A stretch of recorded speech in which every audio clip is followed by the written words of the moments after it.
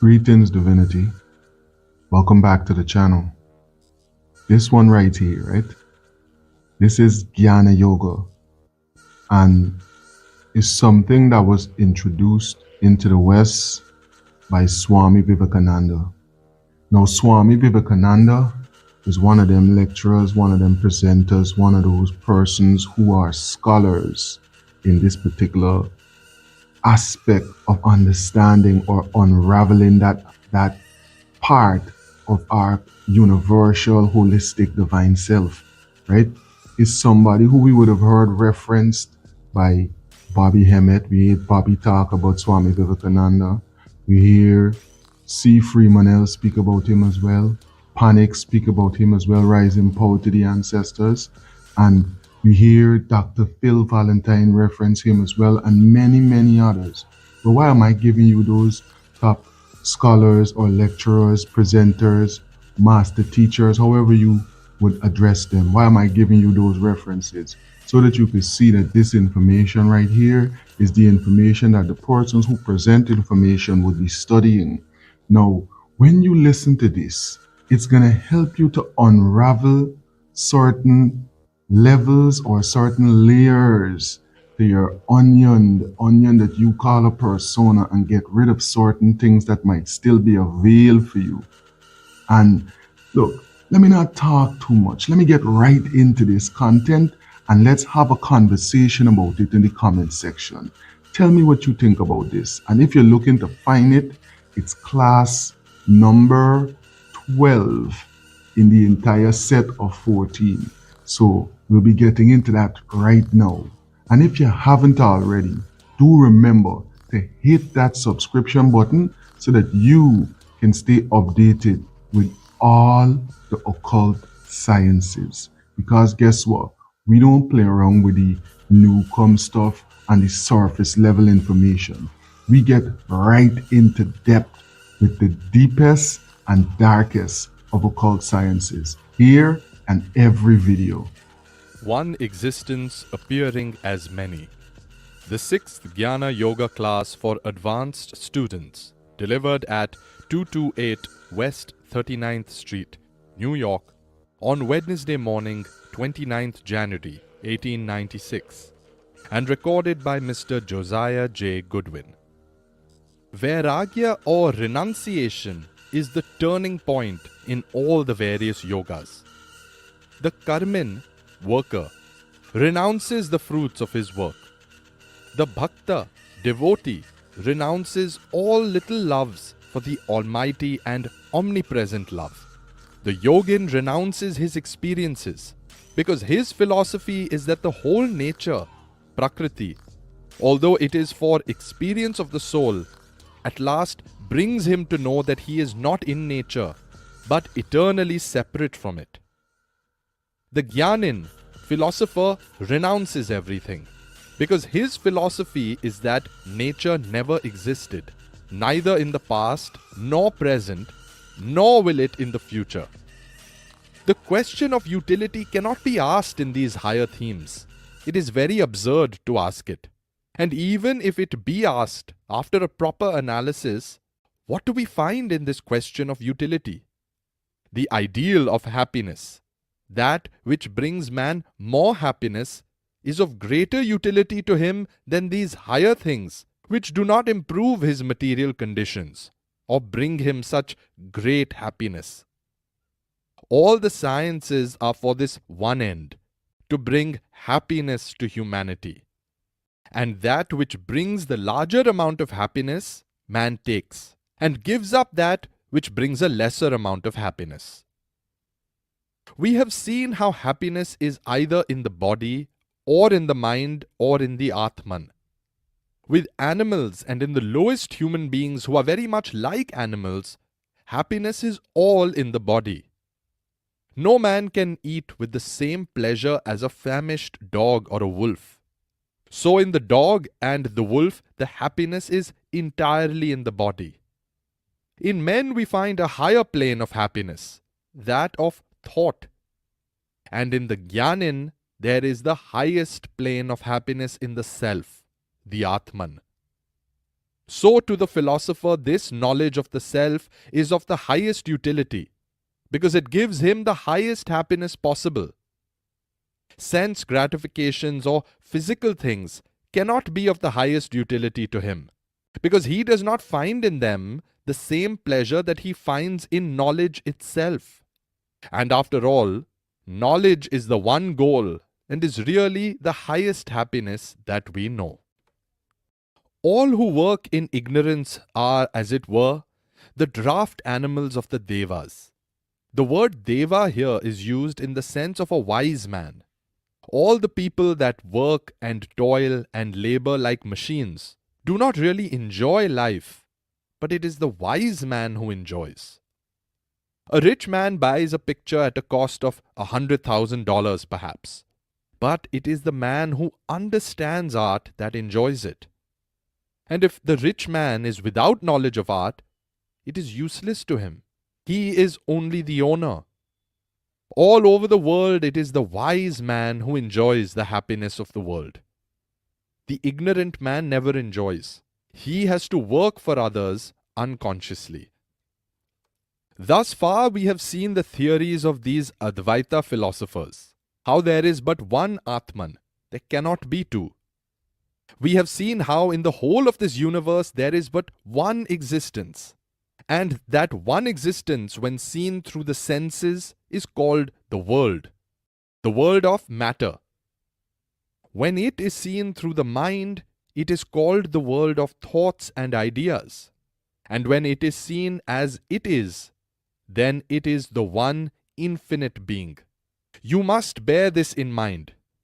It is not that there is a soul in man, although I had to take that for granted in order to explain it at first, but that there is only one existence, and that one is the Atman, the self.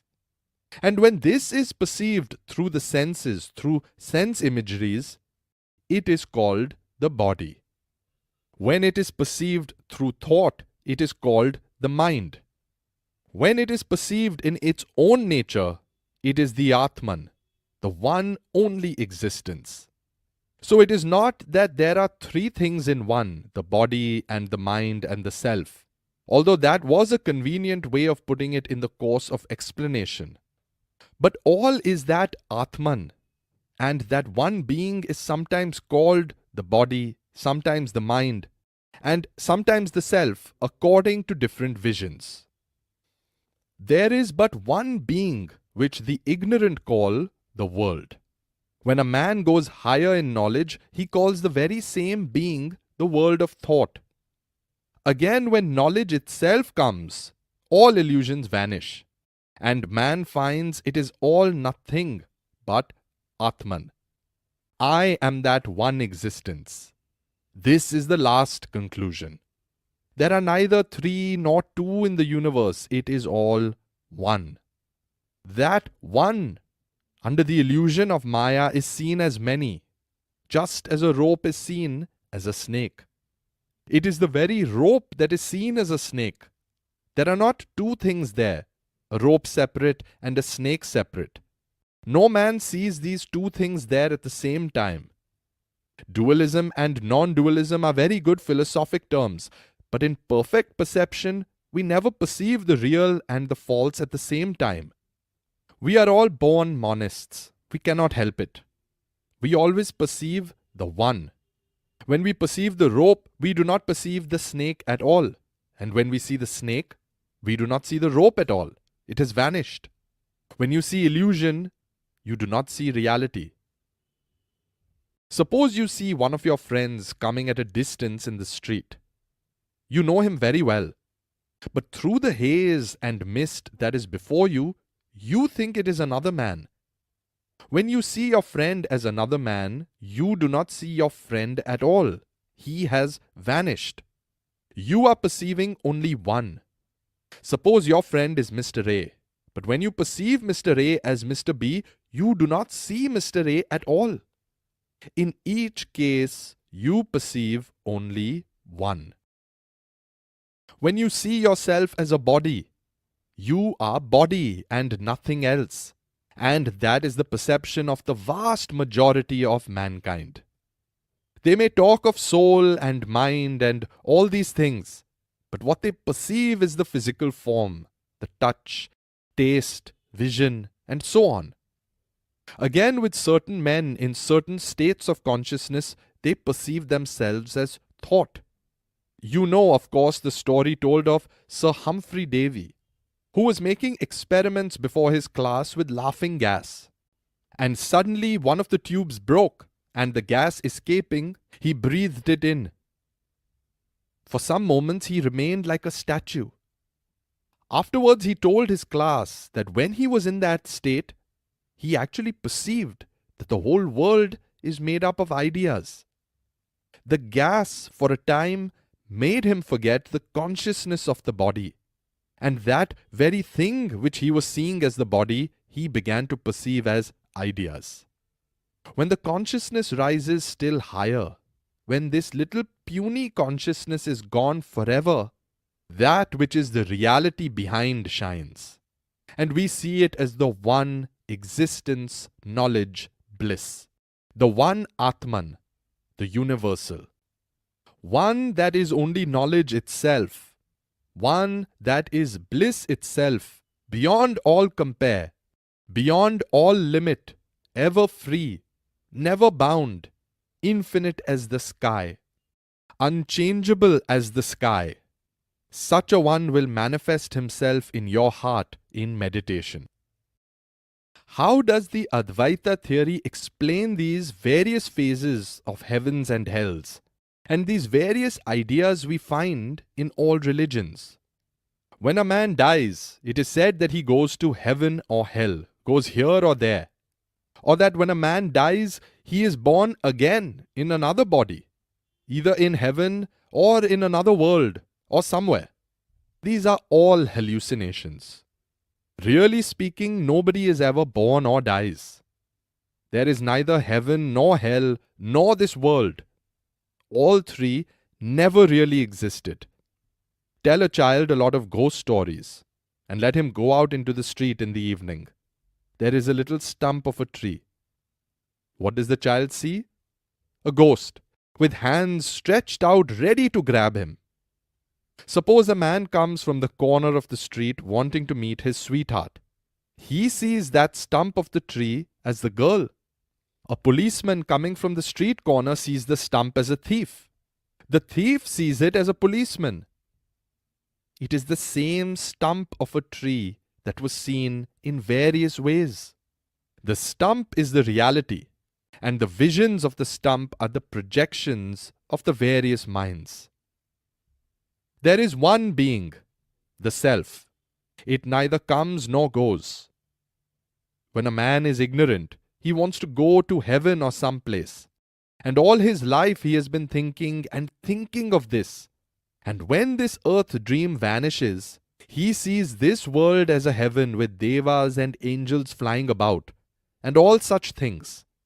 If a man all his life desires to meet his forefathers, he gets them all from Adam downwards because he creates them.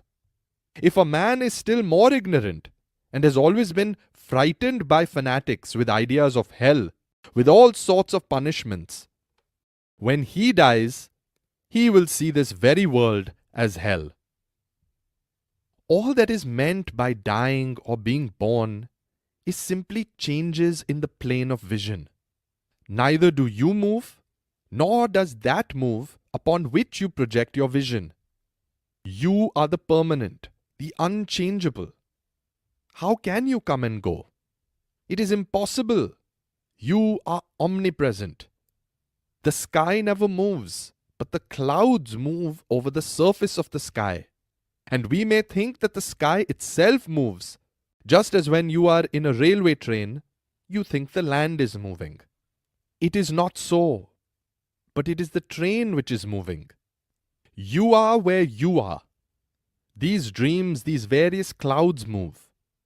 One dream follows another without connection. There is no such thing as law or connection in this world, but we are thinking that there is a great deal of connection. All of you have probably read Alice in Wonderland. It is the most wonderful book for children that has been written in this century. When I read it, I was delighted. It was always in my head to write that sort of book for children. What pleased me most in it was what you think most incongruous, that there is no connection there. One idea comes and jumps into another without any connection. When you were children, you thought that the most wonderful connection. So this man brought back his thoughts of childhood, which were perfectly connected to him as a child, and composed this book for children. And all these books which men write, trying to make children swallow their own ideas as men, are nonsense. We too are grown-up children, that is all. The world is the same unconnected thing, Alice in Wonderland, with no connection whatever. When we see things happen a number of times in a certain sequence, we call it cause and effect, and say that the thing will happen again.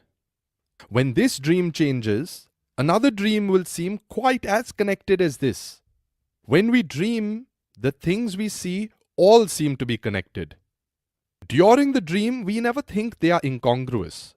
It is only when we wake that we see the want of connection.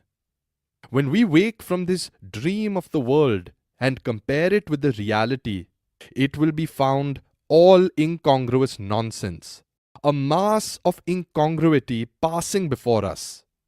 We do not know whence or whither, but we know it will end. And this is called Maya, and is like masses of fleeting fleecy clouds. They represent all this changing existence, and the sun itself, the unchanging, is you. When you look at that unchanging existence from the outside, you call it God. And when you look at it from the inside, you call it yourself. It is but one. There is no God separate from you, no God higher than you, the real you. All the gods are little beings to you. All the ideas of God and Father in heaven are but your own reflection. God Himself is your image. God created man after His own image. That is wrong. Man creates God after his own image. That is right. Throughout the universe, we are creating gods after our own image. We create the God and fall down at His feet and worship Him. And when this dream comes, we love it. This is a good point to understand, that the sum and substance of this lecture is that there is but one existence. That one existence seen through different constitutions appears either as the earth or heaven or hell or gods or ghosts or men or demons or the world or all these things. But among these, he who sees that one in this ocean of death, he who sees that one life in this fleeting universe, who realizes that one who never changes, unto him belongs eternal peace. Unto none else, unto none else. This one existence has to be realized. How is the next question? How is it to be realized? How is this dream to be broken? How shall we wake up from this dream that we are little men and women and all such things? We are the infinite being of the universe and have become materialized into these little beings, men and women, depending upon the sweet word of one man or the angry word of another, and so forth. What a terrible dependence! What a terrible slavery! I, who am beyond all pleasure and pain, whose reflection is the whole universe, little bits of whose life are the suns and moons and stars, I am held down as a terrible slave. If you pinch my body, I feel pain. If one says a kind word, I begin to rejoice. See my condition. Slave of the body, slave of the mind, slave of the world, slave of a good word, slave of a bad word, slave of passion, slave of happiness, slave of life, slave of death, slave of everything. This slavery has to be broken. How? This Atman has first to be heard, then reasoned upon, and then meditated upon. This is the method of the Advaita Gyanin. The truth has to be heard, then reflected upon, and then constantly asserted. Think always, I am Brahman. Every other thought must be cast aside as weakening. Cast aside every thought that says that you are men or women. Let body go and mind go and gods go and ghosts go. Let everything go but that one existence. Where one hears another, where one sees another, that is small. Where one does not hear another, where one does not see another, that is infinite. That is the highest, when the subject and the object become one. When I am the listener and I am the speaker, when I am the teacher and I am the taught, when I am the creator and I am the created, then alone fear ceases. For there is not another to make us afraid. There is nothing but myself. What can frighten me? This is to be heard day after day. Get rid of all other thoughts. Everything else must be thrown aside, and this is to be repeated continually, poured through the ears until it reaches the heart, until every nerve and muscle, every drop of blood tingles with the idea that I am He. I am He. Even at the gate of death say, I am He.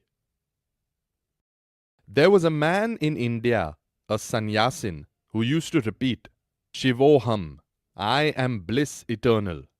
A tiger jumped on him one day and dragged him away and killed him. But so long as he was living, the sound came, Shivoham, Shivoham. Even at the gate of death, in the greatest danger, in the thick of the battlefield, at the bottom of the ocean, on the tops of the highest mountains, in the thickest of the forest, tell yourself, I am He. I am He. Day and night say, I am He. It is the greatest strength. It is religion. The weak will never reach the Atman. Never say, O Lord, I am a miserable sinner. Who will help you? You are the help of the universe. What in this universe can help you? Where is the man or the god or the demon to help you? What can prevail over you? You are the God of the universe. Where can you seek for help? Never did help come from anywhere but from yourself. In your ignorance, every prayer that you made and that was answered, you thought was answered by some being. But you answered the prayer unknowingly. The help came from yourself, and you fondly imagined that someone was sending help to you. There is no help for you outside of yourself. You are the creator of the universe. Like the silkworm, you have built a cocoon around yourself.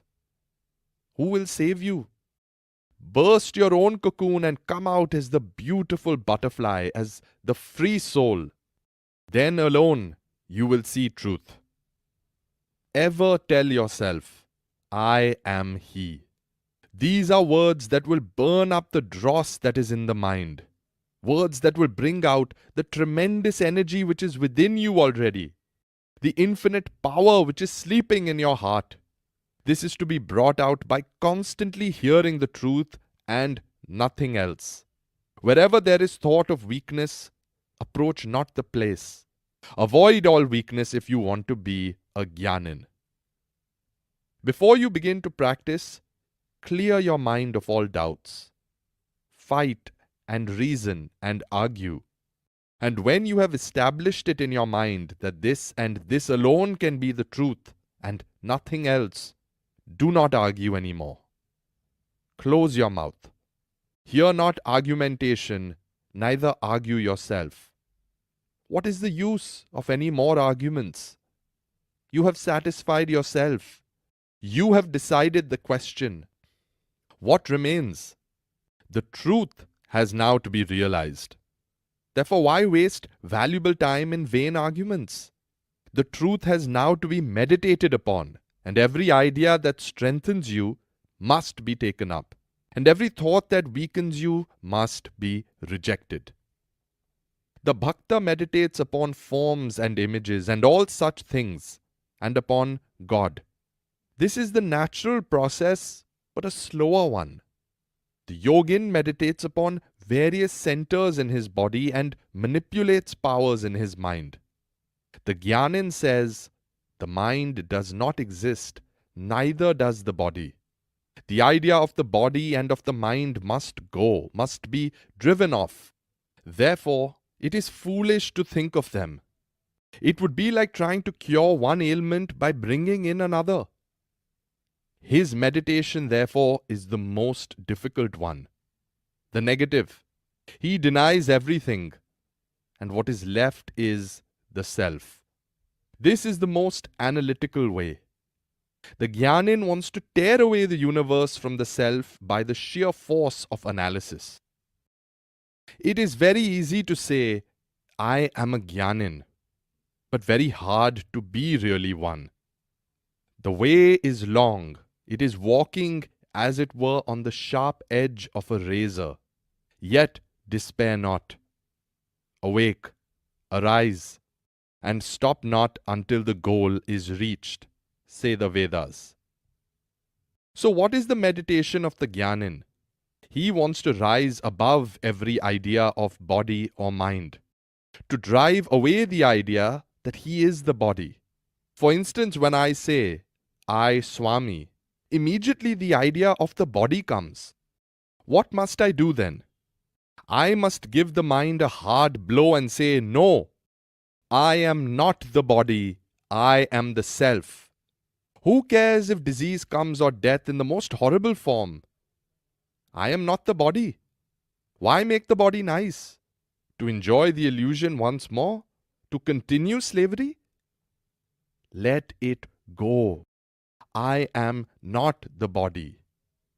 That is the way of the Gyanin. The Bhakta says, the Lord has given me this body that I may safely cross the ocean of life, and I must cherish it until the journey is accomplished. The Yogin says, I must be careful of the body, so that I may go steadily and finally attain liberation. The Gyanin feels that he cannot wait. He must reach the goal this very moment. He says, I am free through eternity. I am never bound. I am the God of the universe through all eternity. Who shall make me perfect? I am perfect already. When a man is perfect, he sees perfection in others. When he sees imperfection, it is his own mind projecting itself. How can he see imperfection if he has not got it in himself? So the Gyanin does not care for perfection or imperfection. None exists for him. As soon as he is free, he does not see good or evil. Who sees evil and good? He who has it in himself. Who sees the body? He who thinks he is the body. The moment you get rid of the idea that you are the body, you do not see the world at all. It vanishes forever. The Gyanin seeks to tear himself away from this bondage of matter by the force of intellectual conviction. This is the negative way, the neti. Not this, not this. A natural way to stay ready, baby. 'Cause I'm ready for you, Mr. C. The ultimate male supplement, men's total wellness formula, packed with essential nutrients for men's health. She'll call you Mr. C.